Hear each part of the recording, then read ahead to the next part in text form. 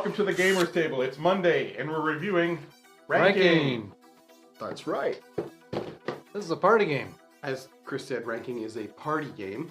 In Ranking, the players consider the important questions in life. What is more exciting for women? What burns better? What do women like and which one burns more? I don't think those two should go together.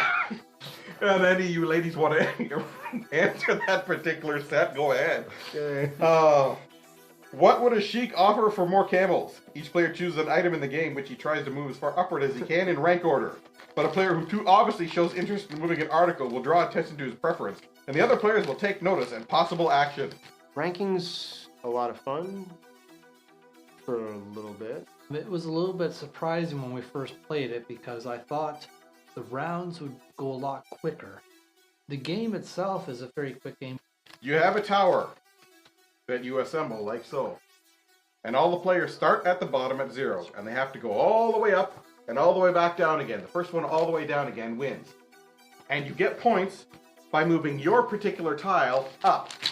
You know, you're giving descriptions of cards, trying to bluff your way through point scoring, but I think it's a little... You can get creative with your descriptions, you know, trying to boost the tokens up and down, pictures up and down, so you're getting points, but... Yeah, give us an example. It's pretty much, yeah, okay, here's an example. We go into the bag of fate. Yeah. Pull out our question. Which is more difficult to get? There And we now go. everyone's going to have a assembly of a bunch of tiles with pictures on it. Like, here's like a circus tent, a telescope, a wooden... What do you got there? Skid? That's a skid, yeah. Yeah. You got a bag of coins, a flashlight, a wallet, and what's the other thing here? We got a crane. And I got a slingshot and a pair of shoes. There's a lot of different Well, pictures we'll all that have you the same number. you try to match up which best matches the question. So each player picks the one they think is going to do best for that question, puts it in face down.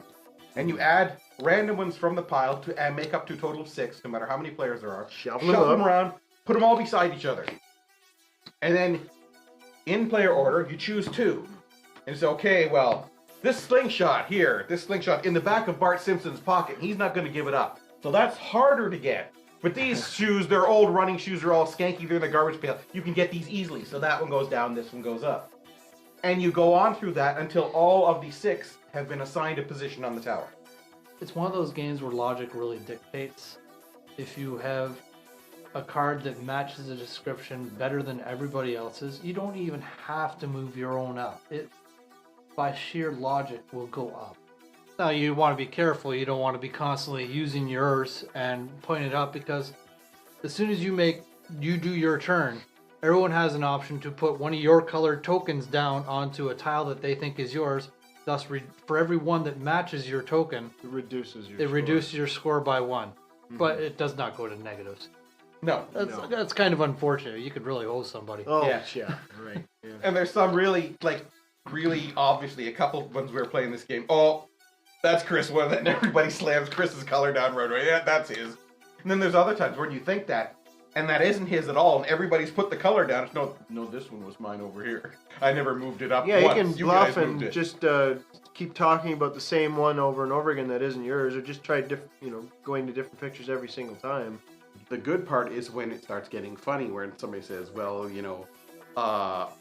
this looks like it's a ski lift and I'm kind of scared of heights, so that one has to go down because I don't like that. And hey, this one's a dog, and who doesn't love a dog, so you push the dog higher up. And things like that. And you can get more and more inventive as time goes on. And as you play the game more and people start loosening up about how they're doing things, you do get more inventive in it.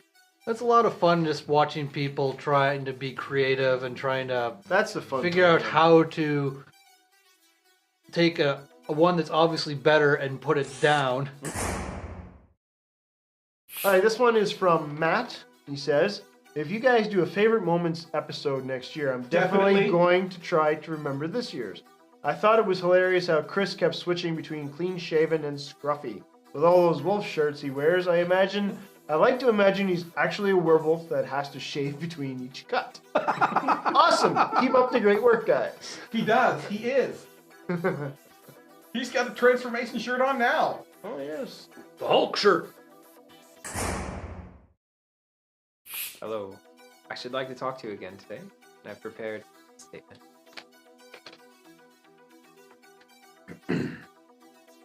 I should like to discuss a spiritual aspect of gaming.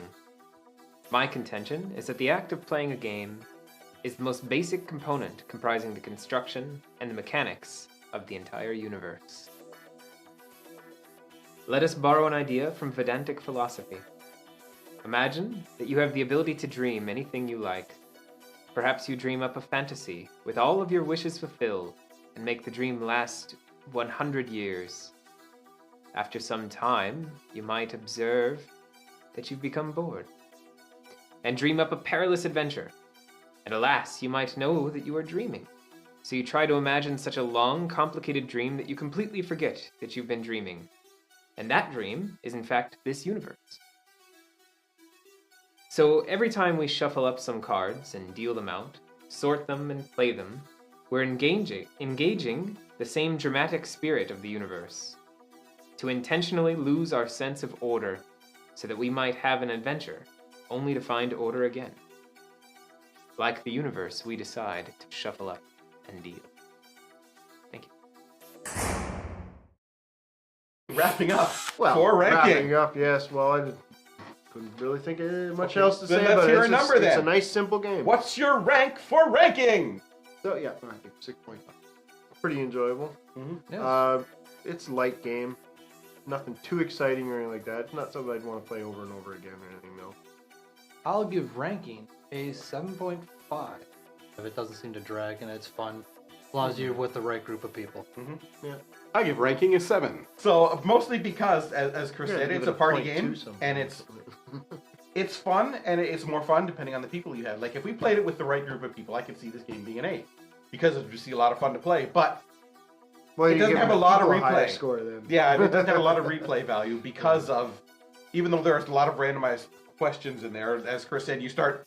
Seeing Well, the same tiles. This thing has got to go up all the time because logically you can't argue any of these ones higher than it. That one's going to the top. Well, the tiles. Well, that's where the creativeness might come in. The picture tiles might be different, but you still got a good lot of questions in here. Yeah. There's still a good variety for what you get in there. Like, what the heck? Okay, maybe not replay as in originality of what Yeah. you're seeing, just replay as in it's the same type Yeah. of game over and over again, and Right. there's not a lot of depth here. Which is most often handmade? Which is most often counterfeited? The same things that were handmade. Gucci handbags. Yes. If I would say something, I would like to see more of the little tokens you could put on the other person. Like everyone have 2 of them, just to really owes them. Yeah. Because it is fairly easy to bluff this game. Yeah, you can a couple times push something that Yeah. doesn't make any sense up. Just You don't try want to and- be too obvious in this. Well, Yeah, so that's it There for we another go. episode of the Gamers Table. thanks for watching. Tune in next week for another game.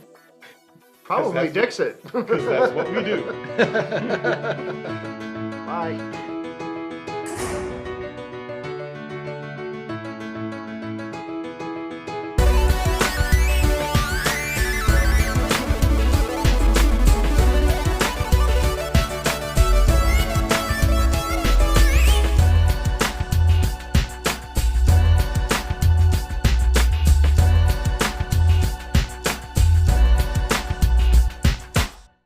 Wow, this is probably really interesting for you guys. Oh, you're actually recording? Yeah. Yeah. Okay, don't need to look at that one. He's looking at the emails. Email time! Email time! Email time! Okay, that's boring. Anyway, yeah, we're Oh, not and using stop all- sending boring emails.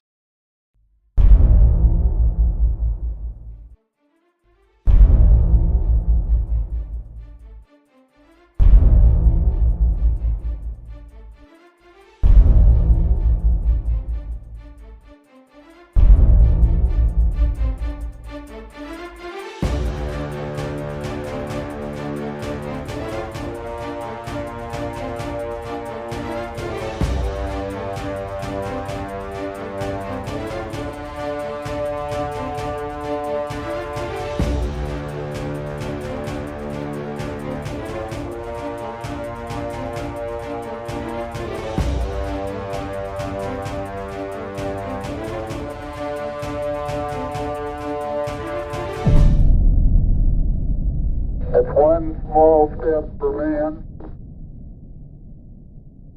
One